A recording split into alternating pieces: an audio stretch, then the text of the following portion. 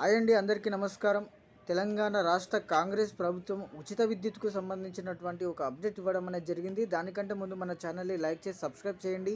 కింద కామెంట్ రూపంలో మీ అభిప్రాయాన్ని తెలియజేయండి. ఇప్పటికే సర్కార్ ఉచిత విద్యుత్ను ఇస్తామని చెప్పేసి ఎలక్షన్లో ఒక హామీ ఇవ్వడం అనేది జరిగింది. అదేవిధంగా 6 గ్యారంటీల కోసం దరఖాస్తు కూడా చేశారు. చాలామంది ప్రజలు కాంగ్రెస్ ప్రభుత్వం ముఖ్యంగా 6 గ్యారంటీల పైన నమ్మకంతో ఓటు వేయడం అనేది జరిగింది. అయితే ఉచిత విద్యుత్తు 2,500 రూపాయలు మహిళలకి, 4,000 పెన్షను వంటి 6 గ్యారంటీల పథకాలతో ఈ ప్రభుత్వం రావడం అనేది జరిగింది. ఇప్పటికే ఉచిత బస్సు, ఆరోగ్యశ్రీ 10 లక్షలు వంటి 2 పథకాలను అమలు చేస్తామని చెప్పేసి రాష్ట్ర సర్కార్ చెప్తోంది. అయితే ఉచిత విద్యుత్కు సంబంధించినటువంటి ఒక అప్డేట్ రావడం అనేది జరిగింది.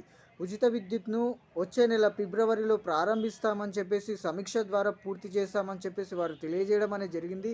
అయితే ఈ పథకానికి ఎవరు అర్హులుగా ఉంటారంటే ముఖ్యంగా ఎవరైతే పూర్తిగా విద్యుత్ ఛార్జీల పైన ఉన్నటువంటి బకాయిలను ఎవరైతే పూర్తిగా చెల్లిస్తారో వారు ఈ పథకానికి అర్హులు. అదేవిధంగా ఎవరైతే 100 నుంచి 200లకు తక్కువ ఎవరైతే విద్యుత్ని ఉపయోగిస్తారో వారు కూడా ఈ పథకానికి అర్హులు అనేటువంటి ఒక సమాలోచనలో ప్రభుత్వం ఉన్నట్టు తెలుస్తోంది. అయితే ఇప్పటికే చాలామంది డిసెంబర్, జనవరి విద్యుత్ బిల్లులను చెల్లించలేదు. అయితే ఈ డిసెంబర్ విద్యుత్ బిల్లులను చెల్లిస్తేనే ఈ పథకం అనేది వారికి వర్తిస్తుంది, వారికి వర్తింపజేస్తుంది ప్రభుత్వం అనేటువంటి ఆలోచనలో చాలామంది ఒక సందేహంతో ఉన్నారు. అయితే దీనికి సంబంధించి ప్రభుత్వం ఏం చెప్తుంది అంటే ఖచ్చితంగా మీరు ఈ 2 బిల్లులను డిసెంబర్, జనవరి బిల్లులను మీరు పూర్తిగా చెల్లిస్తేనే ఈ పథకానికి అర్హులుగా ఉంటారు.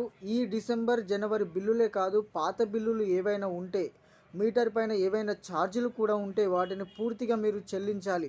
చెల్లించినట్టయితేనే మీకు ఈ 200 యూనిట్ల ఉచిత విద్యుత్ పథకం అనేది మీకు వర్తిస్తుంది అనేటువంటి ఒక సందేహాన్ని ప్రభుత్వం ఇవ్వడం అనేది జరిగింది. అయితే ఇప్పటికే చాలామంది ప్రజలు కోరుతున్నది ఏమిటి అని అంటే డిసెంబర్, జనవరి బిల్లులను ప్రభుత్వం ఏర్పడగానే మేము తీసుకోము, ఫ్రీగా ఇస్తాము విద్యుత్ని అని చెప్పడం అనేది జరిగింది. కాబట్టి ఈ మాట పైన సర్కారు నిలబడాలి అని చెప్పేసి చాలామంది ప్రజలు అభిప్రాయపడుతున్నారు.